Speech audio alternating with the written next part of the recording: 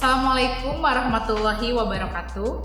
Perkenalkan, nama saya Marla Erika Rifani. Saya guru Bahasa Indonesia di SMK Negeri 1 Patok Besi, Kabupaten Subang. Pada masa pandemi COVID-19 ini, pemerintah mengimbau sekolah untuk tidak melaksanakan pembelajaran tatap muka di kelas.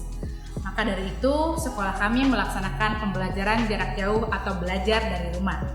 Belajar dari rumah yang saya lakukan yaitu saya menggunakan portal Rumah Belajar. Dan adapun model pembelajaran yang saya terapkan yaitu model pembelajaran berbasis proyek atau project based learning. Lalu bagaimana penerapan model pembelajaran berbasis proyek yang dilaksanakan dari rumah pada materi pembelajaran teks biografi ini? Mari kita simak tayangan berikut ini. Model pembelajaran berbasis proyek memiliki 6 sintaks. Yang pertama, menentukan pertanyaan mendasar. Yang kedua, mendesain perencanaan proyek. Yang ketiga, menyusun jadwal proyek. Yang keempat, memonitor kemajuan proyek. Yang kelima, menguji proses dan hasil belajar. Dan yang keenam, evaluasi.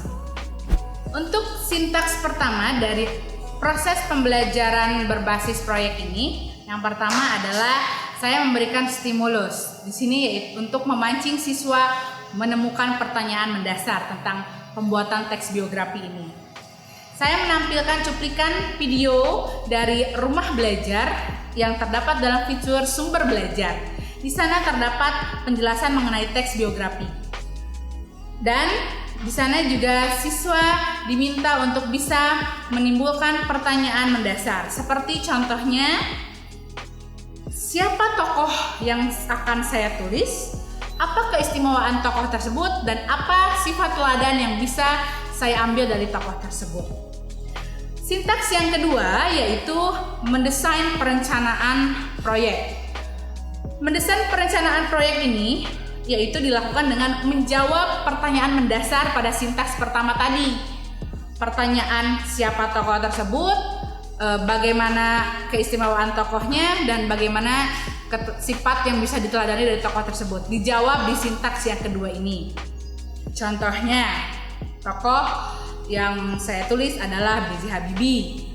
Keteladanan tokoh yang bisa saya ambil, sifat tokoh yang bisa saya ambil yaitu gemar membaca. Dan keistimewaan tokoh tersebut adalah Mr. Habibie dijuluki Mr. Cracks karena sebagai penemu rumus Cracks. Gitu. Lalu yang ketiga, menentukan kapan proyek dimulai dan diakhiri. Saya memberikan waktu 1 minggu pada siswa untuk menyelesaikan proses penulisan biografi tokoh idola ini. Yang keempat, memonitor kemajuan proyek. Dalam memonitor kemajuan proyek ini, saya memantau siswa dari grup WhatsApp siswa, apa saja kendala yang mereka temukan, atau membuka sesi pertanyaan tentang apa saja yang belum mereka pahami. Yang kelima, menguji proses dan hasil belajar. Saya memberikan penilaian tentang proyek yang mereka buat. Dalam hal ini pembuatan teks biografi tokoh idola. Baik dari segi kepenulisan atau sikap keterampilan siswa selama melaksanakan proyek ini yang saya pantau melalui grup WhatsApp. Dan yang terakhir adalah evaluasi. Setelah melakukan penilaian, saya melakukan evaluasi pada siswa tentang hasil proyek pembuatan teks biografi tokoh idola. Baik dari kekurangannya atau dari kelebihannya. Kita evaluasi bersama di tahap sintaks terakhir ini. Saya menggunakan grup WhatsApp untuk mengajak siswa membuat proyek teks biografi ini. Oke, demikian proses pembelajaran berbasis proyek yang dilaksanakan dari rumah bersama Rumah Belajar. Menurut saya, dengan adanya Rumah Belajar sangat membantu sekali dalam proses pembelajaran. Sebagai guru, saya bisa menemukan materi pembelajaran dari sumber belajar. Kemudian adanya fitur bank soal yang bisa memudahkan saya untuk membuat evaluasi soal dan fitur-fitur lainnya.